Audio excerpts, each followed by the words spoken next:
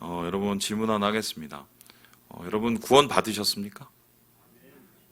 큰일 났네요. 다시 한번 질문하겠습니다. 여러분 구원 받으셨습니까?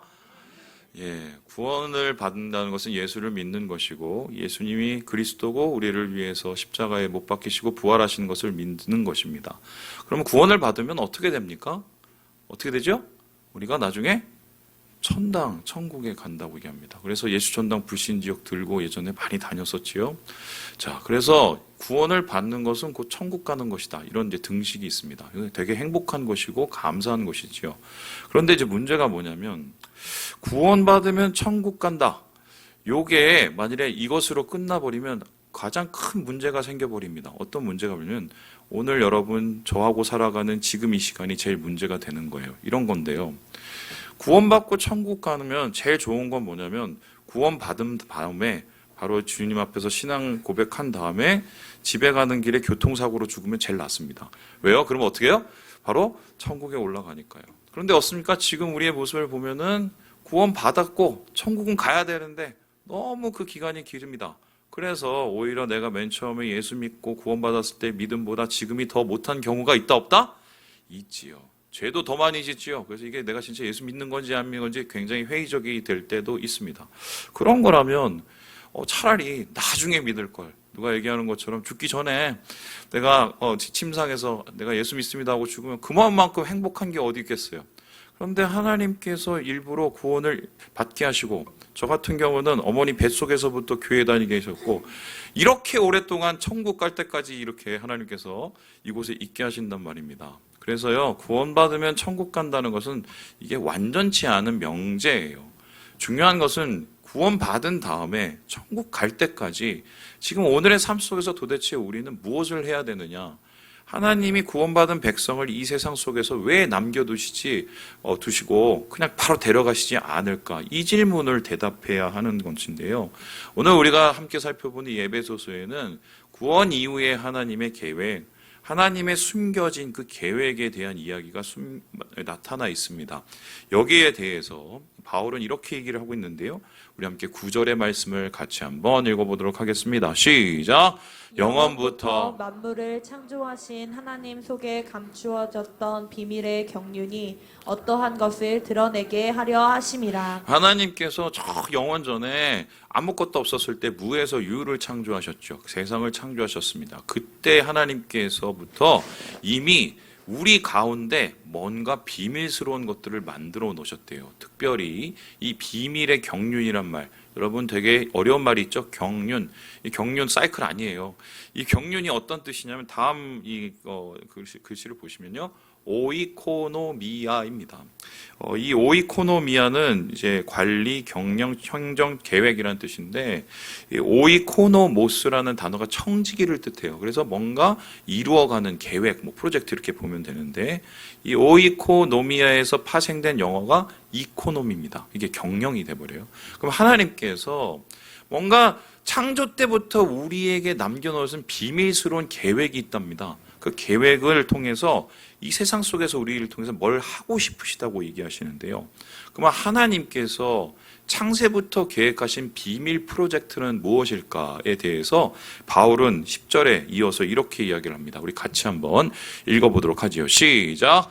이는 이제 교회로 말미암아 하늘에 있는 통치자들과 권세들에게 하나님의 각종 지혜를 알게 하려 하심이니. 뭐로 말미암아요? 교회. 그러니까 하나님의 비밀 계획은 뭐냐면 창세부터 교회라는 것을 만들려고 계획을 했다는 거예요. 그리고 그 교회라는 것을 통해서 세상뿐 아니라 하늘에 있는 통치자, 권세자, 그러니까 천사 혹은 우주 만물에게 하나님의 뭔가를 알게 하고 싶었다는 것입니다.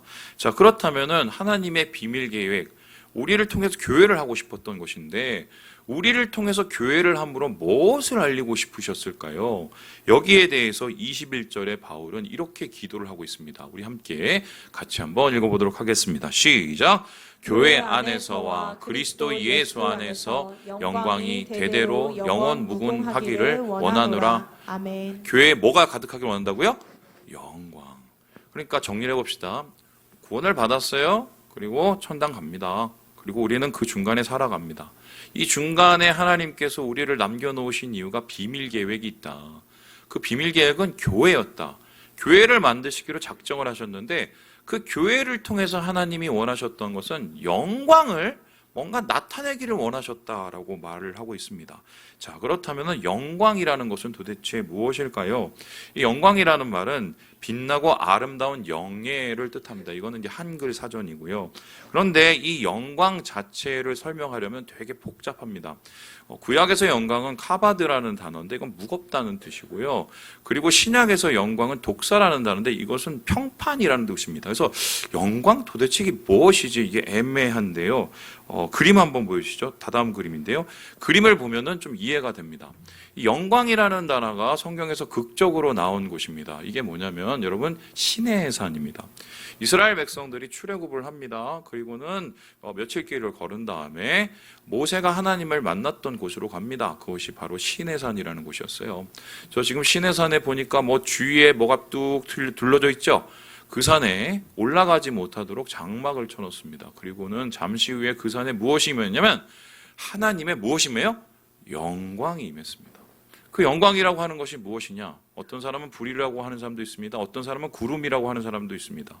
그런데 중요한 것은 불도 될 수 있고 구름도 될 수 있어요. 이 영광을 보고 한 가지 확실한 것은 뭐냐면 이스라엘 백성이 느낀 게 있습니다. 저기 하나님이 계시네. 그러니까 영광은 뭐냐면 하나님의 임재를 우리가 볼 수 있도록 만들어 놓으신 겁니다. 그래서 이 리처드슨이라는 신학자는 영광은 하나님의 지상 임재를 나타낸다고 얘기하고요. 벵겔이라는 신학자는 영광은 하나님의 하나님 되심을 드러낸 것이라고 말을 합니다. 그러면 다시 한번 정리를 해볼게요. 하나님이 구원 이후에 우리에게 통해서 교회를 나타내고 교회를 통해서 영광을 드러내기 원하는데 그 영광이라는 것은 바로 하나님의 임재, 하나님의 계심이 있는 것이다라는 것입니다. 그래서 교회의 가장 큰 목적은 뭐냐면 하나님의 영광을 나타내는 거예요. 교회 통해서 잘 먹고 잘 살고 잘 되고 사람도 많이 만나는 것이 아니라 하나님의 영광을 드러내기 위해서 하나님께서 우리를 이 땅 속에 남겨놓았다는 것입니다. 그래서 폴티비란 목사님께서 우리의 이 교회 생활을 이렇게 얘기하셨는데요. 같이 한번 읽어보도록 하겠습니다. 시작! 많은 신앙인들이 매주 교회에도 잘 나가고 성실하게 교회 사역도 감당하고 성경 말씀도 잘 알고 드러나게 악한 삶을 살지도 않지만 더 높고 더 나은 존재로 창조되었음에도 불구하고 낮고 열등한 삶에 안주하고 있는 것은 아닌지 걱정스럽다. 더 높고 나은 것이란 성경에서 오직 한 단어로 표현할 수 있다. 바로 영광이다. 그러니까 교회 생활을 한다는 것은 그냥 같이 모여서 밥 먹고 찬양하고 예배하고 그리고 성경 말씀 듣고 여기서 끝나는 게 아니라는 거예요. 그 모든 것들은 하나님의 영광을 향한 것이 되어야 된다는 것입니다. 그래서 그 영광이라는 것은 바로 이곳 속에서 주님이 계시고 주님이 역사하시는 뭐가 꿈틀대는 것을 보게 된다는 것인데요. 그래서 우리 교회는요, 바로 하나님의 영광의 좌소다. 영광이 있는 곳이다. 이렇게 얘기해도 과언이 아니겠습니다. 그래서 저는 오늘 여러분에게 좀 이런 것을 풀어보려고 해요. 교회는 하나님의 영광의 좌소라면 교회를 통해서 하나님은 어떻게 영광을 나타내기 원하실까? 우리 한 명 한 명이 하나님의 교회입니다. 우리가 모인 이곳이 하나님의 교회입니다. 그렇다면 하나님께서 이 교회를 통해서 우리를 통해서 나타내시기 원하시는 영광의 모습은 도대체 무엇일까? 이 질문을 해보는데요. 오늘 말씀과 에베소 전체를 보면 하나님의 영광이 나타나는 교회를 세 가지로 정리를 해볼 수가 있습니다. 우리 첫 번째 같이 한번 읽어보도록 하겠습니다. 시작! 하나님께 영광을 돌리는 곳. 교회는 어떤 곳이냐? 교회는 무엇이냐? 하나님께 뭘 한다고요? 영광을 돌리는 곳입니다. 하나님의 계심을 어떻게 돌리느냐? 이에 대해서 1장 12절에 바울은 이렇게 이야기하고 있습니다. 우리 같이 한번 읽어보도록 하겠습니다. 시작! 이는 우리가 그리스도 안에서 전부터 바라던 그의 영광의 찬송이 되게 하려 하심이라. 하나님께서 오래전부터 준비하고 계획한 것은 우리를 구원하셔서 구원받은 백성을 교회로 만드시고 그 교회를 통해서 영광을 받으시기 원하셨다는 거예요. 영광의 찬송을 드리기 원하셨다는 겁니다. 그래서 영광을 하나님 앞에 돌리는 것은 수직적인 관계고 위로의 사역이에요. 교회가 하나님께 영광을 돌리는 것을 한마디로 표현하면 예배라고 합니다. 그래서 교회의 모든 시작은 예배입니다. 예배가 빠지지 않는 것이 없습니다. 그래서 교회는 어떻게 하면은 살아나는가? 예배가 살아나면 살아납니다. 왜냐하면 교회는 영광을 하나님께 돌리는 곳이기 때문입니다. 자, 그렇다면은 생각을 해봅시다. 한국교회 예배의 교회라고 할 수 있습니다. 이렇게 많은 예배가 있는 나라가 없어요. 제가 미국에 갔는데 새벽기도 백인 교회 없습니다. 수요 예배 없습니다. 그래서 물어봤더니 뭐가 있냐고 물어봤더니 주일 예배 한 번, 그리고 주중에 무슨 소그룹 모임 한 번, 요게 다예요. 그러니까 한국은 그에 비해서 아침에 모입니다. 저녁에 모입니다. 점심에 모입니다. 주일날 모입니다. 월요일은 쉬어야 되니까 화, 수, 목, 금, 토 다 모입니다. 이렇게 예배가 많습니다. 그러니까 예배를 이렇게 많다는 것은 사람들이 은혜를 사모한다는 얘기죠. 그런데 예배가 많았던 우리의 잠시 그 시절 뜨거운 열기, 지금은 사그라듭니다. 급기어 사라지고 있습니다. 무엇 때문일까요? 그때는 열심히 했던 이 예배들이 점차 의미를 퇴색하고 가는 이유가 무엇일까? 저는 그 이유를 여기서 찾고 싶은데 예배의 목적이 잘못되었기 때문은 아닐까? 무슨 소리입니까? 예배는 우리가 왜 드립니까? 하나님을 만나려고 드립니다. 하나님을 만나서 하나님께 경배를 드리고 영광을 돌리기 위해서 드립니다. 그래서 예배는 그 자체가 목적인데요. 그런데 한국교회가 놓쳐버린 것이 어느새 예배의 진짜 목적, 하나님 만나는 게 목적이 아니라 하나님 만나서 얻어지는 그 무엇, 소위 말해서 은혜의 부스러기에 관심이 상당히 많아지기 때문이다. 예를 들어서 이런 거죠. 하나님, 내가 100일을 예배드리면 뭐 해주세요. 하나님 40일을 예배드리면 뭐 해주세요. 40일보다 요즘에 하나님 21일을 예배드리면 뭘 해주세요. 이러면서 하나님을 협박하듯이 도장을 하나하나 찍으면서 예배를 드립니다. 여러분, 예배를 통해서 하나님께서 은혜를 주십니까? 안 주십니까? 주시죠. 하나님께서 문제도 분명히 해결해 주실 때가 있습니다. 그래서 예배 통해서 부스러기 받는 거는 나쁜 건 아닙니다. 그런데 부스러기에 관심만 갖게 되면 문제가 생깁니다. 왜 그럴까요?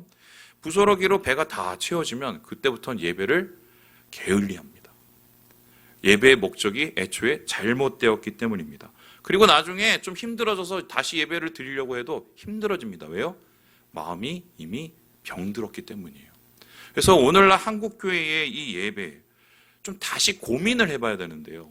하나님께서는 그러면 어떤 예배를 통해서 영광을 받으시기 원하실까? 여기에 대해서 호세아서의 6장에 이렇게 얘기를 합니다.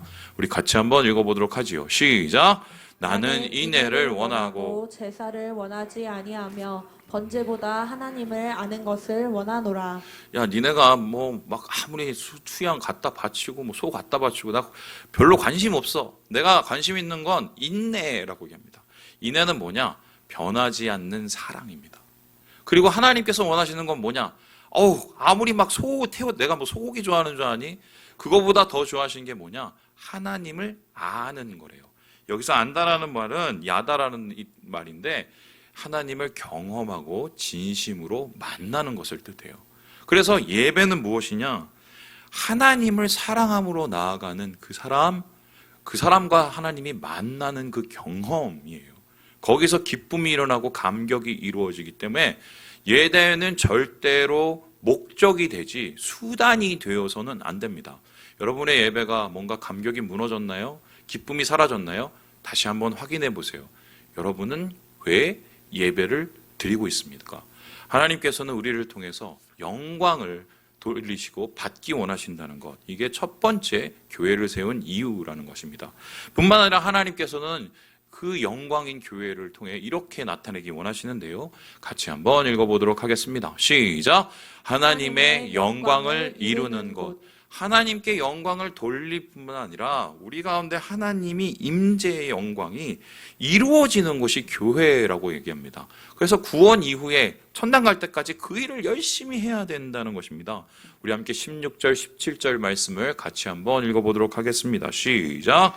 그의 영광의 풍성함을 따라 그의 성령으로 말미암아 너희 속사람을 능력으로 강건하게 하시오며 믿음으로 말미암아 그리스도께서 너희 마음에 계시게 하시옵고 너희가 사랑 가운데서 뿌리가 박히고 터가 굳어져서 예배가 위로의 사역이라면 영광을 이루어가는 것은 안으로의 사역입니다. 우리 안의 사역이에요. 대표적으로 하나님의 모습이 나타나는 교제, 봉사, 그리고 훈련을 뜻합니다. 특별히 이 말씀을 보세요. 하나님의 영광이 막 풍성히 나타나서 그게 우리 가운데 나타납니다. 성령이 그 일을 하는데요. 우리의 속사람이 건강해집니다. 믿음이 단단해집니다. 그리고 우리 안에 하나님의 사랑이 넘쳐나게 됩니다. 그래서 이것을 잘 보면은 뭐가 떠오르냐면요. 제자 훈련이나 양육 시스템이 아닐까 저는 그런 생각이 들어져요. 교회가 오면은 뭐 제가족, 뭐 신앙 성장반, 무슨 학교 이런 걸 하면서 결론적으로 우리의 마음이, 우리의 믿음이, 우리의 사랑이 더 충만해지게 하는 것이 목적이지 않습니까? 그럼 다음 그림을 보시면 제가 받았던 대표적인 제자 훈련들입니다. 제가 교회 생활 50년 해봤습니다. 안 해본 제자 훈련이 없습니다. 양육이 없습니다. 받아보았고 제가 가르쳐 봤습니다. 이 소위 양육 시스템도 시간에 따라서 시대에 따라서 트렌드가 있습니다. 시대가 변하면 이 양육 시스템도 변화하더라고요. 맨 처음에 1:1 양육 시스템 제가 청년 때 한참 유행했었는데 좀 지나 보니까 이 사랑의 교회 시스템 해갖고 한 3, 4년이 진행됩니다. 그리고는 나중에 좀 더 축약을 해서 무슨 두 날개 해갖고 또 그걸 가지고 또 이제 사역을 해서 제가 이거 다 해봤어요. 이거 말고 뭐 안 해본 게 없습니다. 뭐 프리셉트가 안 해본 게 없어요. 그런데 제가 이거 하면서 느낀 게 뭔지 아십니까? 정말 이렇게 제자 훈련 받고 양육 받으면 제자가 될까? 이 질문을 함께 해봤습니다. 제 모습을 보고 그동안 겪었던 교회의 모습을 보면서 정말 저거 받으면 정말 하나님이 원하시는 예수 그리스도의 제자가 될까? 뭐 이런 생각을 해봤습니다. 그런데 제가 50년 교회 생활하면서 느낀 게 뭔지 아십니까? 교회에서 문제를 일으키시는 몇몇 분들, 이런 분들의 특징이 뭐냐면 전부 다 제자 훈련 잘 받으시고 성경 학교 잘 받으시고 그리고 전부 다 양육 시스템 수료하신 분들입니다. 오히려 모르면 가만히 계십니다. 아시는 분이 더 그런 일을 하시는 경우가 종종 있습니다. 자, 그래서 어떤 목사님은 그러니까 그 제자 훈련 해봤자야. 그거 하면 뭐해? 무용론을 주장하시는 분도 있습니까? 그러면 제자 훈련이 잘못된 걸까요? 그토록 오크하는 목사님이 얘기하시는 제자 양육 이 시스템이 잘못된 것일까? 저는 핵심을 놓쳤기 때문이 아닐까 그 문제를 진단을 하는데요. 이 제자 양육, 훈련 이런 것에 핵심과 지향점이 있어요. 그 지향점은 무엇이냐? 예수님께서 그 지향점을 분명히 얘기하셨는데 요한복음 13장에 이렇게 말하고 계십니다. 우리 같이 한번 읽어볼까요? 시작! 새 계명을 너희에게 주노니 서로 사랑하라. 내가 너희를 사랑한 것 같이 너희도 서로 사랑하라. 너희가 서로 사랑하면 이로써 모든 사람이 너희가 내 제자인 줄 알리라. 야, 니네는 예수 제자. 내가 인증마크 찍어줄게. 꽝! 어떻게 찍어주냐? 그들이 뭘 하면요? 사랑하면. 그러니까 제자 훈련이라는 것은 더 많이 사랑해줘서 예수님 사랑을 닮아가는 것입니다. 물론 성경 지식도 필요하고 신앙적 체계도 필요하죠. 공부도 해야 되겠죠. 하지만 확실한 게요. 그거 한다고 절대로 믿음 좋아지는 거 아닙니다. 그러면 우리의 믿음이 좋아지고 주님이 원하시는 진짜 제자로 가는 확실한 훈련이 뭘까? 저는 여기에 대해서 확신이 있습니다. 그게 뭔지 아세요? 공동체입니다. 공동체 어떤 공동체입니까? 바로 여러분 주위에 있는 우리 형제 자매들과 하는 이 교회 공동체입니다. 목사님, 이 교회 공동체가 어떤 곳인지 아십니까? 알죠? 지지고 볶고 부딪히고 터지고 마치 정글과 같은. 그래서 가까이 하기엔 너무 부담되는 당신, 이게 바로 우리 이때까지의 교회의 모습이 아니었습니까? 그런데 이게 무슨 훈련이야? 이거 하면 오히려 내 신앙이 다운되던데? 여러분, 깨지고 다듬어져야 주님을 닮아갑니다. 혼자 신앙생활하면 자기가 뭐가 문제인지 잘 모릅니다. 남의 문제만 보입니다. 그런데 공동체 안에서 부딪히죠, 깨지죠. 그리고 뭔가 내 안에 있는 모습들이 드러나게 되죠. 괴로워지죠. 그것을 보면서 예수님 사랑을 알고 예수님 사랑을 실제적으로 해보는 거예요.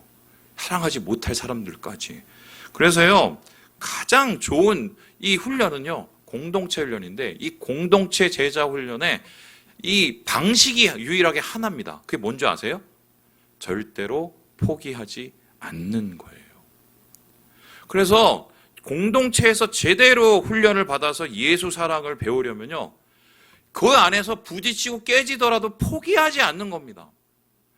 항상 그런 생각을 해요. 여기서 이 문제가 생겨서 아유 안 돼. 한번 가보세요. 거기 똑같은 문제 있을걸요. 거기 가서 나 힘들게 만들었던 그 권사, 그 목사, 그 장로 똑같이 있습니다. 왠지 아세요? 사람은 다 거기서 거기고요. 내 안에도 분명한 문제와 다듬어져야 될 부분이 있기 때문이에요. 그래서요, 주님께서는 이 교회를 통해서 우리를 사랑의 사람으로 만들려고 이 세상 속에서 그 사랑을 만들어가는 과정 속에서 하나님이 드러나게 하시려고 영광을 이루어가게 하시려고 교회를 만드셨다. 그것이 주모째 얘기하시는 하나님의 교회에 대한 생각입니다. 마지막으로 그렇다면은 바울이 얘기하는 하나님의 영광인 교회는 어떤 곳입니까? 우리 같이 한번 읽어보도록 하겠습니다. 시작! 하나님의 영광을 비추는 곳. 돌립니다. 예배를 드리죠. 그리고 어떻게 보면 이루어갑니다. 훈련받고 교제하고. 그리고요, 그러한 교회를 통해서 이제 하나님은 밖으로의 사역을 합니다. 세상으로의 사역을 합니다. 전도하고 구제하고 교제하는 뭐 이런 모든 것들이, 선교하고 구제하는 모든 것들이죠. 여러분, 이스라엘 백성을 하나님께서 왜 택하셨는지 아십니까? 하나님이 분명히 신명기에 말씀하시기를 니네가 모든 민족 속에서 가장 약한 민족이라서 택했다고 얘기하십니다. 왜 약한 민족을 하나님이 골라 잡으셨을까? 히브리란 말도 사실 보면은 물 건너온 떠돌이라는 뜻이에요. 그런데 하나님께서 그 떠돌이 민족을 삼으신 이유는 한 가지입니다. 그 연약한 민족을 통해서 하나님의 손길을 불어넣으시고 숨결을 불어넣으셔서 하나님이 그를 통해서 영광을 나타내기 원하셨던 거예요. 그래서 그들을 통해서 하나님을 만들고 열방을 구원하시기 원하셨던 것입니다. 소위 말해서 이방의 빛으로 삼으시려고 이스라엘 백성을 부르신 것입니다. 지금 우리는 영적인 이스라엘 백성이고 여전히 하나님은 그러한 이방의 빛으로의 교회를 원하고 계십니다. 그렇다면 정말 우리 한국교회는 하나님의 영광을 세상 가운데 비추는 곳이 되고 있을까? 이런 얘기를 하기가 참 마음 아픈 것이, 영광을 드러내고 비추기보다는 가로막고 감추고 있는 상황이 아닐까? 소위 말해서 욕먹는 교회들이 주위에 점점 많아지고 욕먹는 크리스찬이 많은 사람이 되어가고 있습니다. 그렇다면 한번 생각을 해봅시다. 한국교회가 구제 안 할까요? 선교 안 할까요? 전도 안 할까요? 제가 예전에 이것을 가지고 살펴본 적이 있어요. 그래서 한국교회 그리고 한국에 있는 다른 타 종교회가 구제에 얼마나 돈을 쓰고 역량을 기울이는지를 살펴봤는데, 탁월하게 한국교회가 이 구제 그리고 이러한 여러 가지 선교에 많은 부분 투자를 해요. 그래서 어떤 종교보다 이 구제 사역과 봉사, 사회봉사 사역에 한국교회가 많이 역량을 발휘하고 있는 거, 그거 보고 제가 되게 깜짝 놀랐습니다. 그런데 그렇게 함에도 불구하고 왜 한국교회는 영광을 드러내기는커녕 영광을 가로막고 있는 것일까? 제가 예전에 아시겠지만 얼마 전에 레바논에 다녀왔습니다. 레바논에 다녀와서 거기서 이 난민 사역하시는 분들을 돌아보고 난민들을 만나보고 있어요. 근데 아직도 기억하는 게, 한 그 시리아 난민 분 만났습니다. 그 인텔리어고요. 이분은 이제 뭐 대학까지 소위 나오셔서, 그래서 이제 이 선교사님과 함께 학교 사역하시는 선생님이었습니다. 근데 이분이 그렇게 오랜 시간 선교사 밑에서 함께 사역을 했음에도 불구하고 아직도 여전히 무슬림이고 예수 그리스도에 대해서, 복음에 대해서 부정적인 생각을 가지고 있더라고요. 어떻게 이럴 수 있을까 궁금했습니다. 그래서 그 얘기를 물어봤더니, 왜 그럽니까 물어봤더니 다름 아니라 선교사 때문이더라고요. 무슨 소리냐? 그가 옆에서 바라본 선교사는 어떤 모습이냐? 이렇게 진짜 얘기했어요. 야망과 탐욕에 쩔은 위선적인 사람. 겉으로는 주님 전하고 겉으로는 복음 전한다고 얘기를 하지만 실제적으로 자기의 욕심 채우기 위해서 하고, 소위 말해서 사람 대접하지 않고 겉과 속이 다른 사람이라는 거예요. 진짜가 아니라는 거예요. 그 얘기를 하는데 갑자기 얼굴이 제가 뜨거워지더라고요. 여러분, 그래서 주님께서는 선교를 하든 전도를 하든 구제를 하든 그 방식을 확실하게 우리에게 전해 주셨어요. 마태복음 5장에 하나님의 영광을 어떻게 세상에 비추는지를 이렇게 말씀하셨어요. 우리 같이 한번 읽어보도록 하겠습니다. 시작. 이같이 너희 빛이 사람 앞에 비치게 하여 그들로 너희 착한 행실을 보고 하늘에 계신 너희 아버지께 영광을 돌리게 하라. 무엇을 통해서 영광을 돌린다고요? 착한 행실이에요. 그러니까 하나님 앞에 영광을 돌리고 세상 속에서 하나님의 빛을 나타내는 것은 착한 그 모습을 통해서 나타난답니다. 그럼 착한 행실이라는 것은 무엇입니까? 하나님 닮은 행실이겠죠. 세상과 다른 선한 모습이겠죠. 최소한 겉다르고 속다르지 않는 그것일 것입니다. 그래서 하나님의 모습이 우리를 통해서 그 선한 영향력이 흘러가서 세상을 변화시키기 원하는 것, 이게 바로 영광을 나타내는 것이고 영광을 비추는 방법이라는 것입니다. 우리 노예 얘기 한번 해보겠습니다. 저희 노예가 몇 년 전에 두 짝으로 이제 갈라졌습니다. 두 짝으로 갈라질 때 어떻게 얘기했냐면 그렇게 얘기했습니다. 맨 처음에는 어디 놀러 갔다가 경비 문제로 싸워서 네가 얼마를 해먹고 이러다가 목사님들이 싸우기 시작해서 나중에는 그 노예의 총대 누구냐 가냐를 가지고 또 싸우다가 결과적으로 노예가 두 짝이 났습니다. 그때 두 짝이 났을 때 이게 적법이냐 불법이냐를 가지고 막 얘기하고 재판하고 총회에 올라가고 엄청 시끄러웠어요. 근데 그 후에 두 짝으로 나눠지면서 지금 우리 나눠진 이 노예 분들 몇몇 분들이 그렇게 얘기했습니다. 이제 너무 잘 됐어. 우리끼리 잘해보자. 우리끼리 잘해보자. 잘했을까요? 신기한 게요. 또 싸웁니다. 또 싸워요. 제가 그래서 확실하게 알았어요. 싸우는 인간은 계속 싸운다. 근데 중요한 건 뭐냐면 정작 그때 뭐 불법이니 적법이니 그렇게 얘기하시던 분이 우리 속에서 어떤 목사님의 불법을 보고 그냥 넘어가더라고요. 제가 그걸 보고 알았습니다. 이분들은 법법했지만 결과적으로 자기 감정 가지고 싸운 거예요. 이 모습을 보고 소위 말해서 뉴스엔조인이 어디서 떠들어대고 욕을 바가지로 먹는 노예가 되고요. 지금 이렇게 노예가 갈라져서 노예 재정도 지금 힘든 상태예요. 여러분 세상에서 이걸 보면 뭐라고 얘기하겠어요? 이걸 가지고 정말 하나님의 영광을 나타내는 곳이라고 할 수 있을까? 저는 오늘 이 얘기를 공식적으로 꺼내요. 지난주나 또 우리 성도님들에게 이미 얘기를 했지만 우리 교회가 요즘에 이제 통합 문제를 가지고 이야기를 하고 있습니다. 37년에 우리 교회가 나누어진 교회잖아요. 좋게 분립을 하고 좋게 나눠졌으면 얼마나 행복했겠지만 그게 아니라 싸우고 나누어진 교회입니다. 그런데 어떤 지금 상황 속에서 2년 동안 얘기가 오가면서 교회 통합에 대한 이야기가 나누어지고 있고 이게 지금 차곡차곡 이루어지고 있는데 이 통합에 대해까지는 시간이 좀 걸려요. 중요한 거는 여러분들이 거기에 대해서 마음을 모아주시지 않으면 못합니다. 그런데 저는 맨 처음에 이 이야기가 나왔었을 때 좀 소위 부담이 됐어요. 왜 그런가? 교회를 부흥시키는 것도 힘들지만 교회를 합치는 것은 훨씬 힘듭니다. 왜냐하면 부흥시킬 뿐만 아니라 거기서 하나되게 해야 되는, 통합해야 되는 문제가 있기 때문이에요. 그리고 소위 말해서 교회가 커지면 제 일은 두세 배로 늘어납니다. 그러면 여러분이 사례를 두세 배로 줄 건가요? 똑같습니다. 그리고 소위 말해서 제가 8년 동안 우리 교회에서 쌓아왔고 해왔던 거를 다시 처음부터 해야 될지도 몰라요. 그래서 저희 아내도 옆에서 그때 소위 말해서 좀 반대를 했었어요. 오빠 그 건강도 안 좋은데 그거 되겠어? 이렇게 얘기를 했어요. 근데 제가 두 가지 질문을 계속 마음속에서 했어요. 뭔지 아세요? 첫 번째, 우리 교회의 10년 후는 이었어요. 저는 한 이제 15년 남았어요? 끝나면 가면 땡이에요. 그 후에 우리 교회는 우리 권사님들이 쌓아놓은 그 믿음, 우리 장로님들이 쌓아놓은 그 믿음, 그것을 우리 아이들이 이어야 될 것 같은데 애들이 없어요. 청년이 없어요. 이렇게 우리가 최선을 다해서 사역을 하는데 우리 교회의 10년, 15년 후는 과연 어떻게 될까?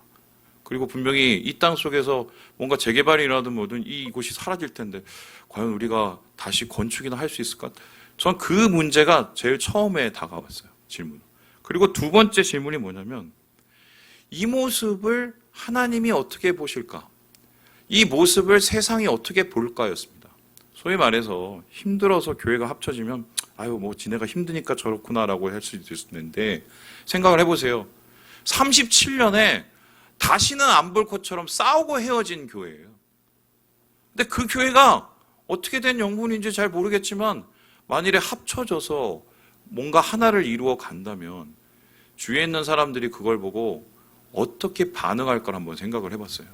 제 생각에는 우리 노예 꼴을 보면 노예를 바라보는 그 부정적인 시선이 최소한 하나 되는 모습을 통해서 뭔가 상쇄되지 않을까 저는 그런 생각이 왔습니다.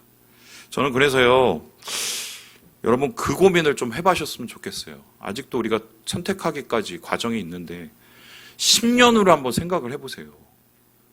좀 불편할 거예요 분명히. 그리고 세상 속에서 영광을 나타내는 법이 뭔지를 한번 고민해 보셨으면 좋겠어요. 소위 말해서 저도 불편해져요. 힘들어져요. 그런데 제가 마음속에 결정한 이유는 이 두 가지 질문에 대한 대답 때문이었거든요. 오늘 이 바울은 이러한 하나님의 영광을 드러내는 교회에 대한 이야기를 하면서 끝으로 이런 얘기를 하고 있는데요. 이게 좀 흥미롭습니다. 우리 함께 13절의 말씀을 같이 한번 읽어보도록 하겠습니다. 시작!